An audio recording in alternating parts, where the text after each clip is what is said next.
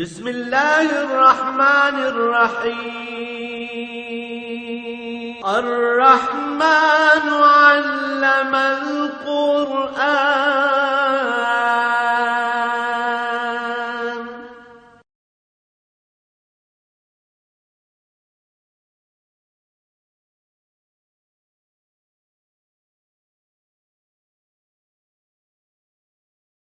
الحمد لله رب العالمين والصلاة والسلام على حبيبه محمد وآله وصحبه أجمعين.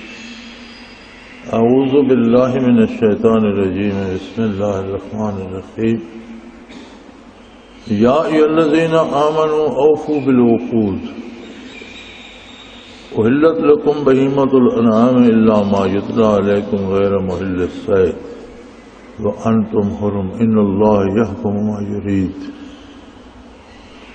يا أيها الذين آمنوا لا تحلوا شعائر الله ولا الشهر الحرام ولا الهدي ولا القلائد ولا الآمين البيت الحرام يبتغون فضلا من ربهم ورضوانا وإذا حللتم فاصطادوا ولا يجرمنكم شنآن قوم أن صدوكم عن المسجد الحرام أن تعتدوا وتعاونوا على البر والتقوى ولا تعاونوا على الإثم والعدوان واتقوا الله إن الله شديد العقاب. اللهم سبحانك لا علم لنا إلا ما علمتنا إنك أنت العليم الحكيم. مولاي صل وسلم دائما أبدا على حبيبك خير الخلق كلهم. سورہ مائدہ شروع ہوتی ہے اور اس سورہ مبارکہ کا شمار بھی ان صورتوں میں ہوتا ہے جو نزول کے اعتبار سے مدنی شمار ہوتی ہیں، یعنی مدینہ منورہ میں نازل ہیں. مکی اور مدنی صورتوں میں ایک فرق یہ ہے کہ مکی صورتوں میں زیادہ زور توحید باری، اوصاف باری اور عقائد پر ہے، اور مدنی صورتوں میں احکام کی وضاحت پہ زیادہ توجہ فرمائی گئی. مدینہ منورہ چونکہ ریاست اسلامی کی بنیاد بن چکی تھی تو اس میں احکام پر زیادہ زور دیا گیا ہے. یا ایھا الذین آمنوا اوفوا بالعقود، اس کا پہلا جملہ، پہلی آیہ مبارکہ ہی یہ ہے کہ جن لوگوں کو نور ایمان نصیب ہوا ہے، جو اپنے مسلمان ہونے کا دعویٰ کرتے ہیں، اوفوا بالعقود، انہیں چاہیے کہ اپنے وعدے ایفا کریں. عہد کا پورا کرنا فرض عین ہے. جو حکم بھی براہ راست قرآن حکیم سے ثابت ہوتا ہے، یہ اصول ہے کہ جو حکم براہ راست قرآن حکیم سے ثابت ہوتا ہے وہ فرض عین ہوتا ہے. تو یہاں یہ فرمایا گیا کہ مسلمان کو زیب نہیں دیتا کہ وہ وعدہ خلافی کرے، بلکہ مسلمان کو تاکید کی گئی کہ اوفو بالعقود. عقود کیا ہیں؟ وعدے کیا ہیں؟ سب سے پہلا وعدہ جو ہے مسلمان کا وہ یہ ہے لا الہ الا اللہ، کہ وہ اللہ کے علاوہ کسی کو معبود نہ مانے. یہ پہلا جز کلمے کا جو ہے یہ اس کا وعدہ ہے. آگے اس کی عملی زندگی یہ ثابت کرتی ہے اگر وہ دنیا کے لالچ میں اللہ کے حکم کے خلاف کسی دوسرے کی اطاعت کرتا ہے تو گویا اس نے اللہ کی الوہیت کا جو وعدہ کیا تھا وہ پورا نہیں کیا، یا کسی دوسرے سے ڈر کر خلاف شریعت عمل کرتا ہے یا کسی لالچ میں آ کر کرتا ہے. دو ہی طریقے ہوتے ہیں اطاعت کے، یا نقصان کا ڈر ہوتا ہے یا نفع کی امید ہوتی ہے، امید منفعت، یا جو ہوتی ہے ڈر ہوتا ہے خطرہ مضرت، ڈر ہوتا ہے نقصان کا یا نفع کی امید ہوتی ہے. اگر نفع کی امید یا نقصان کا ڈر اللہ کے علاوہ کسی دوسرے سے وابستہ کر لے اور اس کی اطاعت کرے اور اللہ کی نافرمانی کرے تو یہ شرک ہے۔ صرف دوسرے نہیں بلکہ اپنی ذات میں خواہشات نفس کی پیروی کرے اور اللہ کی اطاعت نہ کرے تو قرآن نے کہا کہ آپ نے دیکھا نہیں ان لوگوں کو، انہوں نے اپنے آپ کو اپنا معبود متخذ الہ ہوا ہو، اپنی خواہش نفس کو اپنا معبود بنا رکھا ہے۔ اب ظاہر ہے خواہش نفس کو کوئی متشکل کر کے یا مجسم کر کے سامنے رکھ کے سجدے تو نہیں کرتا، دل میں ایک خواہش آئی اس سے اللہ روک رہا ہے اور بندہ نہیں رکتا تو اللہ فرماتا ہے یہ میری عبادت نہیں کر رہا، اپنی خواہش نفس کی عبادت کر رہا ہے۔ اسی طرح کسی دوسرے کو رب سمجھتا ہے، اپنا ضرورت حاجت روا سمجھتا ہے، ضرورتیں پوری کرنے کا سبب سمجھتا ہے۔ تو میں خدام الدین کا مطالعہ ایک دفعہ کر رہا تھا، مولانا احمد علی لاہوری رحمۃ اللہ تعالی علیہ کے زمانے میں ان کی جماعت ایک رسالہ جو ہوتا تھا ہر مہینے آتا تھا، خدام الدین نام تھا اس کا، تو اس میں ان کی تقاریر بھی چھپتی تھیں، بیان چھپتے تھے۔ تو فرماتے ہیں کہ اذان ہوتی ہے اور بندہ دکان نہیں چھوڑتا، کاروبار کرتا رہتا ہے کہ خیر ہے نماز بڑا وقت ہے پھر بھی پڑھ لیں گے، تو اگر میں اٹھ جاؤں گا تو میری روزی کم ہو جائے گی اور دکان سے لوگ دوسری دکانوں پہ چلے جائیں گے۔ تو فرماتے تھے وہ اللہ کی ربوبیت کا قائل نہیں ہے، اس نے دکان کو رب سمجھ رکھا۔ اتنی باتوں پر علماء گرفت فرماتے تھے۔ پھر اس کے بعد بے شمار وعدے جو دنیا میں، بے شمار عہد جو دنیا میں ہم کرتے ہیں، اسی زمرے میں نکاح آتا ہے کہ اللہ کے نام پر مل کر عمر گزارنے اور معاشرے کو بہترین افراد مہیا کرنے کا عہد کیا جاتا ہے۔ نکاح اس لیے نہیں ہوتا کہ میاں ساری عمر بیوی کو نیچا دکھاتا رہے یا بیوی میاں کو نیچا دکھائے۔ ہمارے ہاں تو یہ رواج ہو گیا نا کہ شادی کے بعد دیکھیں جی غلبہ بیوی کا ہے یا میاں کا ہے، وہ اپنی بات منواتی ہے یا وہ منواتا ہے۔ یہ اللہ کے نام پر دو بندے آپس میں حلال ہوتے ہیں کہ مل کر تعاون کر کے سمجھ سمجھا کر بہتر راستے پر اپنی زندگی بھی بسر کریں گے، اللہ کے رسول کی اطاعت میں، اور آنے والی نسل کو بھی نیک اور شریف انسان بنائیں گے۔ اسی طرح سے ہمارے لیڈران کرام وعدے کرتے ہیں، جب انہیں الیکشن لڑنا ہوتا ہے، ووٹ لینے ہوتے ہیں تو بڑے وعدے کرتے ہیں، بڑے خوبصورت وعدے کرتے ہیں، لیکن جب وہ اسمبلیوں میں پہنچ جاتے ہیں یا ان کے پاس حکومت یا اقتدار یا وزارتیں آ جاتی ہیں تو اس وقت بتاتے ہیں کہ یہ کام مشکل ہے، یہ نہیں ہو سکتا۔ مجھے بڑی اچھی طرح یاد ہے ہمارے صدر جنرل محمد ضیاء الحق مرحوم نے ریفرینڈم کرایا اور اس میں نعرہ یہ دیا کہ کیا آپ کو اسلام کا نفاذ منظور ہے؟ اگر آپ اس میں ہاں کریں گے تو میں 5 سال مزید صدر رہوں گا۔ انہوں نے اس طرح پنجہ کھول کر بھی ٹی وی پہ دکھایا تھا، مجھے اچھی طرح یاد ہے۔ حالانکہ میری ذاتی رائے میں جتنے حکمران پاکستان کے رہے ہیں ان میں دینی اعتبار سے سب سے بہتر آدمی تھا۔ بہرحال میں بات وعدے کی کر رہا ہوں کہ انہوں نے عجیب، یہ شریف الدین پیرزادہ صاحب اسی زمانے میں میدان میں آئے، ایسے ہی لوگوں کی کسی کی ایجاد تھی کہ ریفرینڈم اس بات پہ ہو کہ آپ نفاذ اسلام چاہتے ہیں، جواب ہاں میں دیں یا نہیں میں۔ اگر آپ ہاں پہ ٹک کریں گے تو اس کا مطلب ہوگا کہ میں 5 سال اور صدر پاکستان رہوں گا اور اسلام نافذ کروں گا۔ اگر آپ نہیں کریں گے تو پھر میری صدارت نہیں ہوگی۔ اب کون تھا جو کہتا کہ اسلام کا نفاذ نہیں چاہیے؟ تو الیکشن یا ریفرینڈم جو بھی تھا وہ جیتنے کے بعد مجھے یاد ہے، مجھے ان کا وہ وقت بھی یاد ہے جب انہوں نے تقریر کی تھی اور وہ فرمانے لگے کہ بھئی وعدہ کیا تھا، دو وعدے تھے، ایک تو بنیادی وعدہ تھا کہ اسلام نافذ کریں گے اور ایک وعدہ تھا کہ میں 5 سال صدر رہوں گا۔ سو پہلا وعدہ پورا کرنا تو مشکل ہے، دوسرا انشاءاللہ میں ضرور پورا کروں، 5 سال صدر ضرور رہوں گا، اور نفاذ اسلام والا تو یار مشکل۔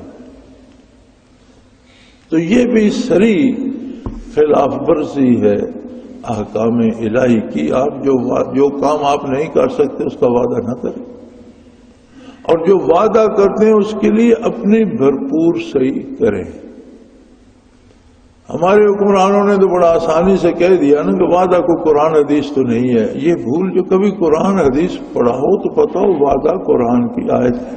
اوفو بالعقود، جو وعدے کرتے ہو وہ ایفا کرو، پورے کرو،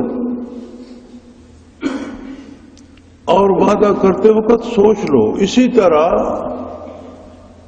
معاملات زندگی میں ہم اور بے شمار عہد کرتے ہیں، وعدے کرتے ہیں لوگوں کے ساتھ، اور پھر بھول جاتے ہیں یا پرواہ نہیں کرتے، یا حالات بدل جاتے ہیں تو ہم خود کو بدل لیتے ہیں۔ یہ درست نہیں ہے، وہ وعدہ پورا کرنا چاہیے۔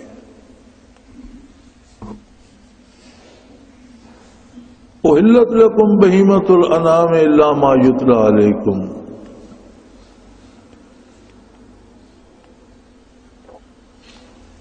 اللہ کریم نے فرمایا کہ بے شمار جانور میں نے پیدا کیے ہیں، پرندے بھی ہیں، جانور بھی ہیں، یہ سب میں نے تم پر حلال کر دیا، ان سب سے تم استفادہ کر سکتے ہو، ان کا گوشت کھا سکتے ہو، ان کی کھال استعمال کر سکتے ہو۔ حالانکہ وہ بھی اللہ کی مخلوق ہے، پالتا انہیں اللہ ہے، روزی انہیں اللہ دیتا ہے، پیدا اس نے کیے ہیں۔ لیکن جو جس کام کے لیے ہے، کسی پر سواری کرتے ہو، کسی پر بار برداری کرتے ہو، کسی کو ذبح کر کے کھاتے ہو، کسی کی کھال استعمال کرتے ہو، یہ سب تمہارے لیے حلال ہے، الا ما یتلی علیکم، سوائے ان جانوروں کے جو اللہ نے حرام کر دیے، جو اللہ نے اپنے کلام میں اور نبی کریم صلی اللہ علیہ وسلم نے اپنے ارشادات عالیہ میں جن کی وضاحت کر دی ہے کہ یہ جانور حرام ہیں، ان کے علاوہ باقی سب حلال۔ یعنی علماء حق فرماتے ہیں کہ اصل میں ہر چیز میں اباحت ہے، ہر چیز کے اصل میں اباحت ہے، حلت ہے۔ وَخَلَقَ لَكُم مَّا فِي الْأَرْضِ جَمِيعًا، روئے زمین پر جو کچھ پیدا کیا ہے انسانوں، تمہاری ضرورت کے لیے اور تمہارے استعمال کے لیے پیدا کیا ہے۔ اصل میں اباحت ہے، حلت ثابت نہیں کرنا پڑتی کہ فلاں چیز حلال ہے کہ نہیں، ثابت یہ کرنا پڑتا ہے کہ فلاں حرام ہے یا نہیں۔ جس کی حرمت شرعی آ جائے وہ حرام ہے، جس کی شرعی حرمت نہیں ہے وہ حلال ہے۔ فرمایا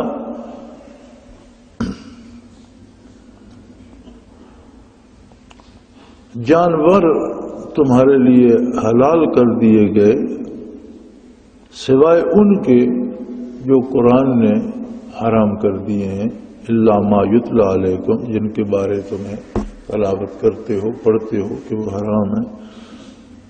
غیر محل الصید وانتم حرم، اور جب تم حج کے احرام میں ہوتے ہو تو پھر شکار کرنے کی اجازت نہیں ہے،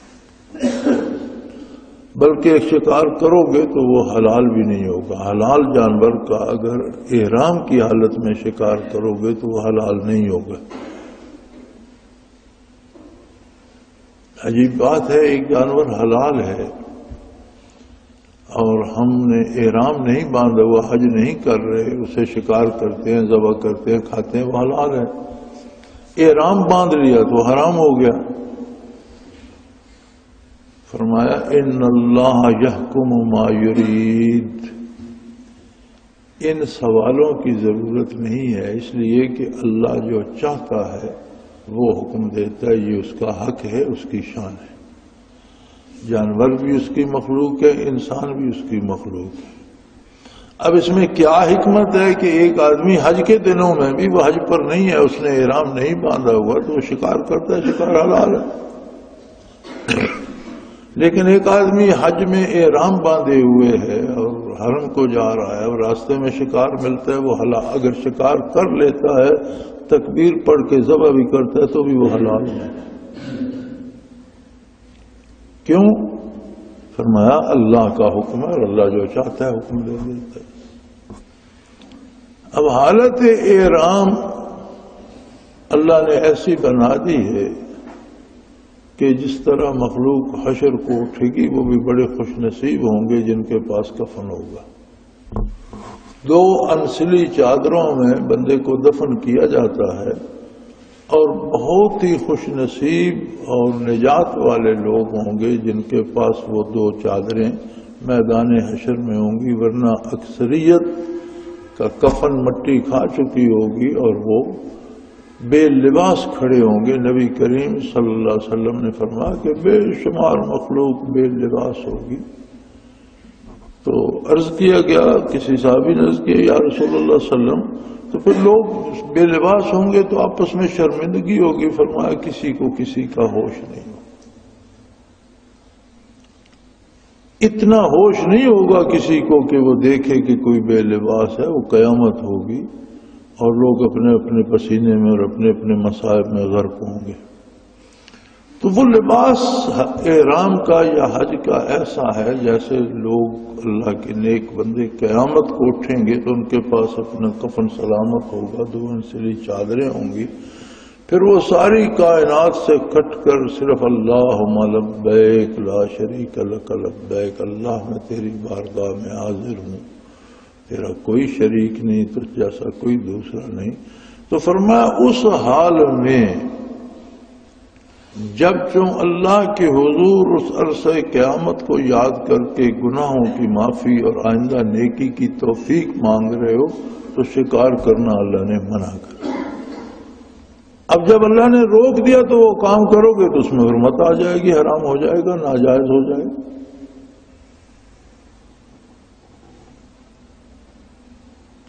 ان اللہ یحکم ما یرید، یہ تو اس کی شان ہے، اس کی عظمت ہے، کائنات اس کی اپنی ہے، وہ جو چاہے حکم دے، جو چاہے قانون نافذ کر دے، اعتراض نہیں کر سکتا کوئی بھی، لیکن اس میں اعتراض کی گنجائش بھی نہیں ہے، اس کی حکمت ہی ایسی ہے۔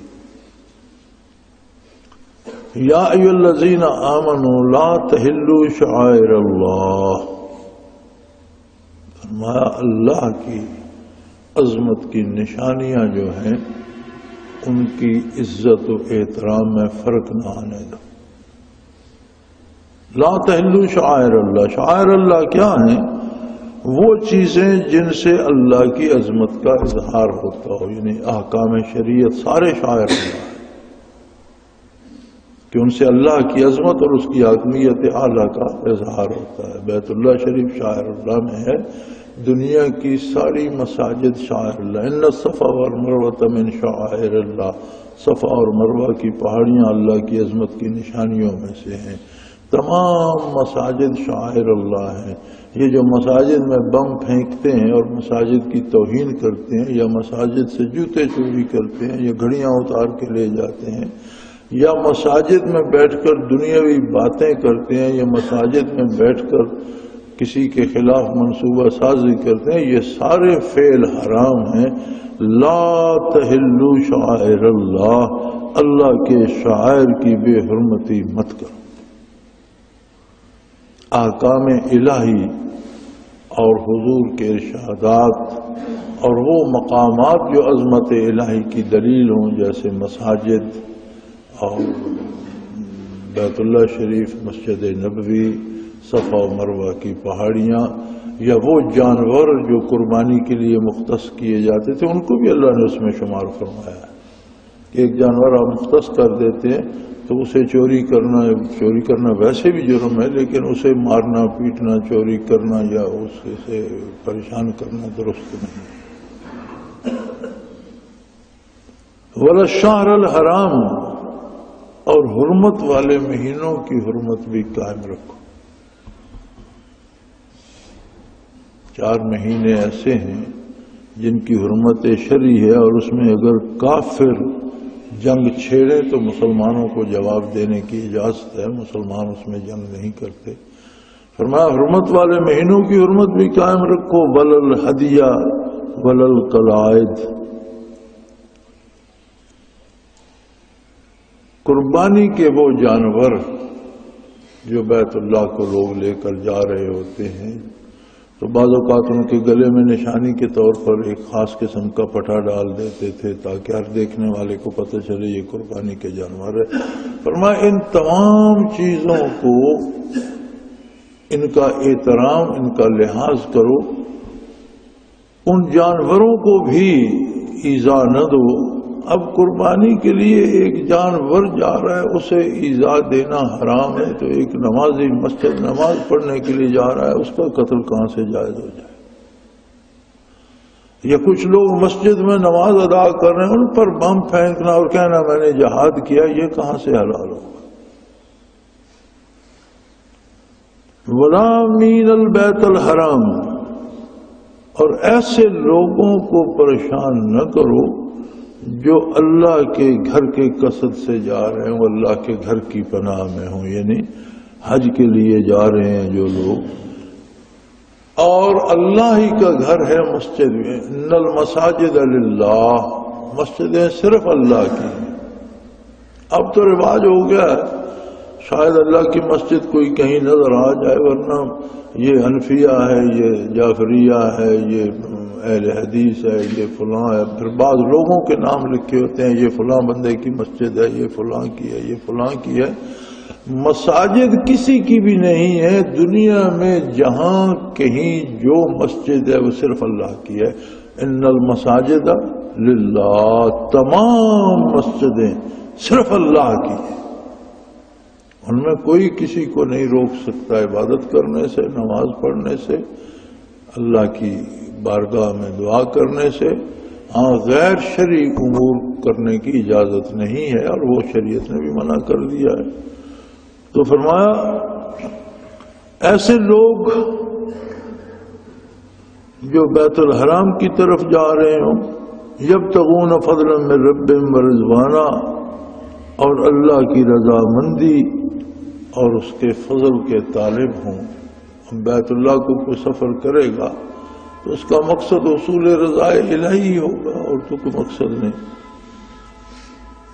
وَإِذَا حَلَلْتُمْ فَاصْطَادُوا، ہاں جب تم حلال ہو جاؤ، یعنی حج مکمل کر چکو، سر منڈا کے احرام کھول دو، حد حرم سے باہر آ جاؤ۔ حد حرم میں تو سارا سال شکار منع ہے، حد حرم سے باہر آ جاؤ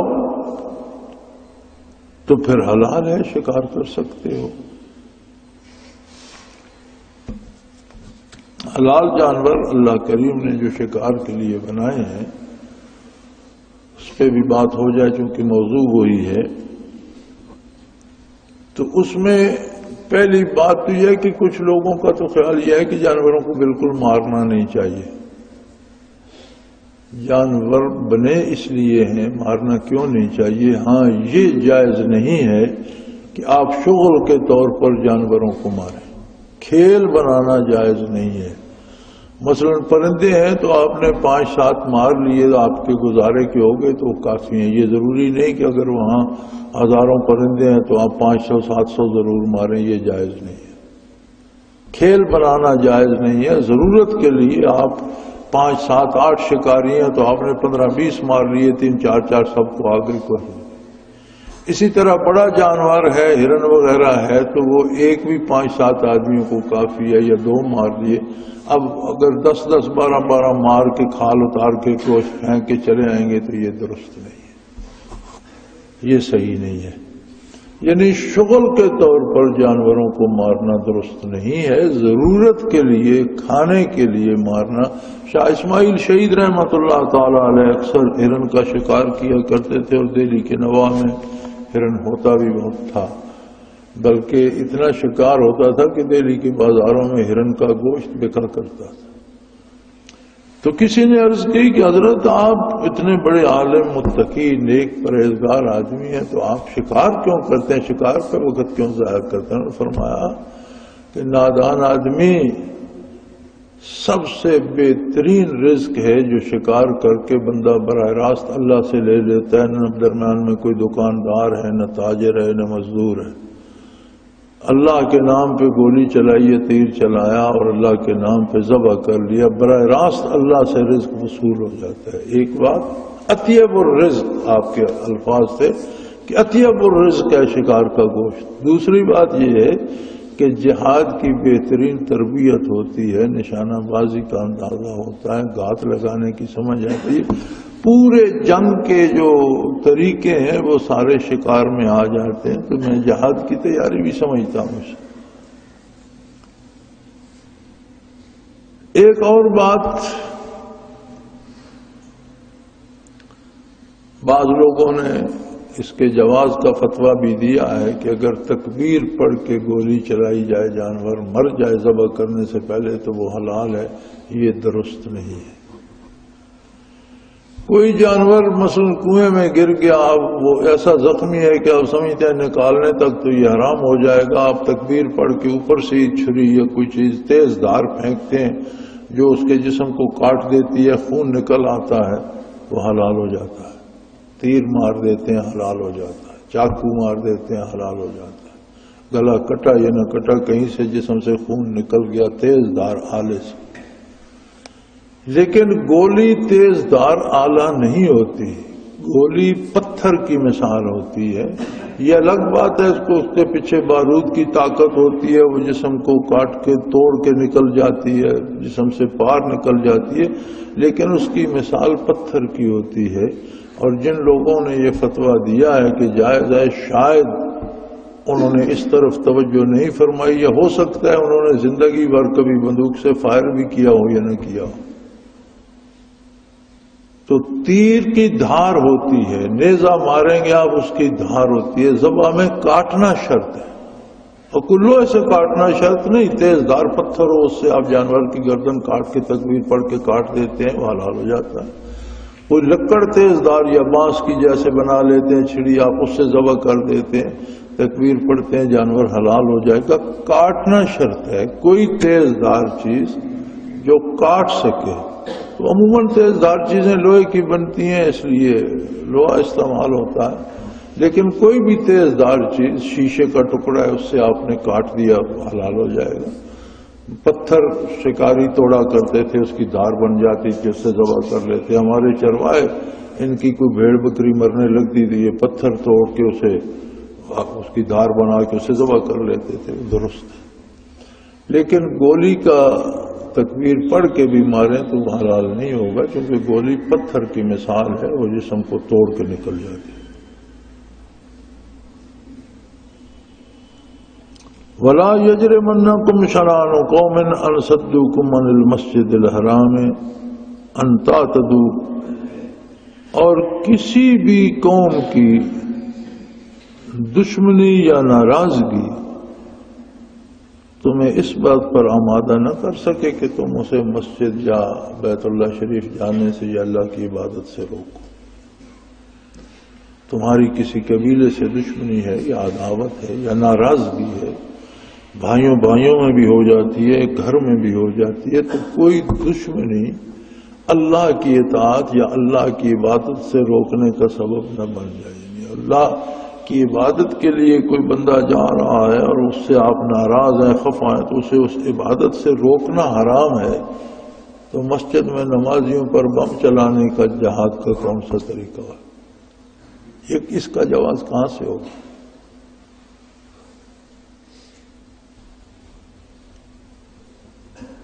وَتَعَاوَنُوا عَلَى الْبِرِّ وَالتَّقْوَى وَلَا تَعَاوَنُوا عَلَى الْإِثْمِ وَالْعُدْوَانِ۔ اور ایک اصول، بنیادی اصول یاد رکھ لو، ہمیشہ نیکی اور تقوی کے کام پر تعاون کرو، رکاوٹ نہ بنو۔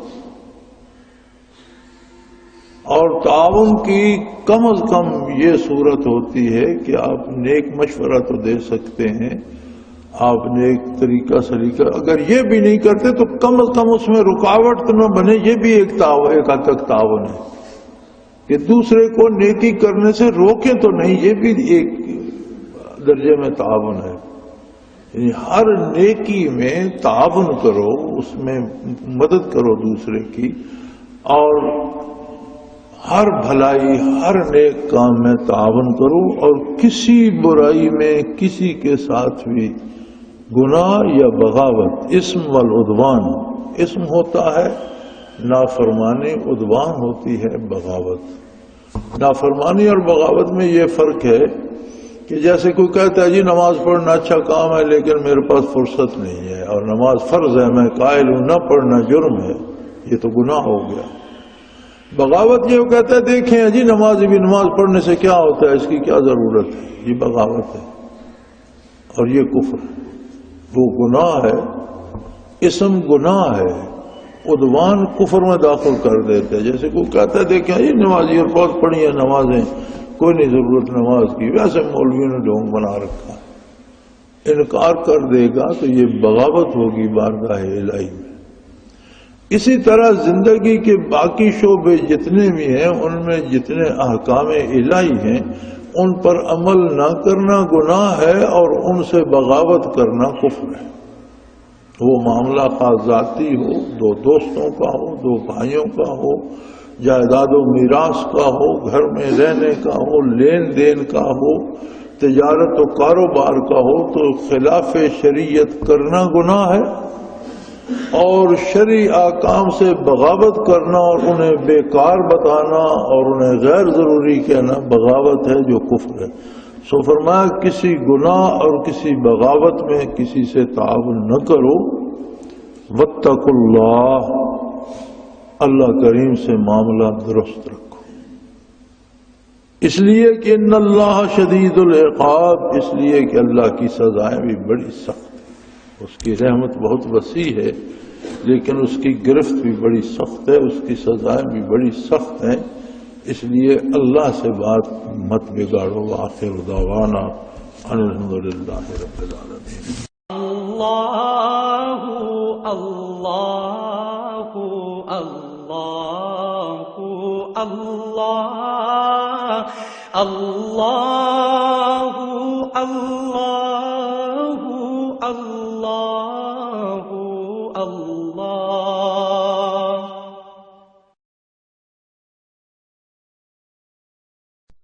حضرت امیر محمد اکرم آوان مد ذلہ العالی دارالعرفان منارہ ضلع چکوال میں سالہ سال سے قرآن و حدیث کے اوپر خطابات کر رہے ہیں اور سلسلہ نقشبندیہ اویسیہ کے مطابق لوگوں کو ذکر الہی کی تربیت دے رہے ہیں. وہ قرآن پاک کی تفسیر ترتیب وار بیان کر رہے ہیں. تفسیر قرآن کو وہ موجودہ ملکی اور بین الاقوامی حالات کے مطابق بیان کرتے ہیں. موٹر وے سے کلر کہار کے انٹرچینج سے نکلتے ہوئے کلر کہار کی جھیل سے ہوتے ہوئے میانی، بوچھال اور نور پور سے گزرتے ہوئے دارالعرفان منارہ پہنچ سکتے ہیں. حضرت امیر محمد اکرم آوان نے بچیوں اور بچوں کی دینی اور دنیاوی تعلیم کے لیے سقارہ اکیڈمی کے نام سے ایک درسگاہ بھی قائم کی ہے، جس کا افتتاح ملک پاکستان کے صدر جنرل محمد ضیاء الحق نے اپنے دست مبارک سے کیا تھا. وہ تمام احباب جو اسلام کی طلب رکھتے ہیں ان سے گزارش ہے کہ دارالعرفان منارہ ضلع چکوال میں امیر محمد اکرم آوان صاحب کے خطابات سے مستفید ہوں. وہ ہر جمعے کو نماز سے پہلے بیان فرماتے ہیں. ہر ماہ کی پہلی اتوار کو ماہانہ اجتماع ہوتا ہے جس میں آپ خصوصی خطاب فرماتے ہیں اور پاکستان کے چاروں صوبوں سے احباب اس اجتماع میں شرکت کرتے ہیں. اس کے علاوہ یہاں سال میں 2 مرکزی اجتماعات بھی ہوتے ہیں. ایک رمضان المبارک میں اعتکاف کا اجتماع اور دوسرا جولائی اور اگست میں 40 دن کا اجتماع ہوتا ہے جس میں روحانی تربیت کی جاتی ہے. اپنا خون سیماب دے کر اتنا ہم کر جائیں گے، نام آقا کا چمن میں پھر رقم کر جائیں گے.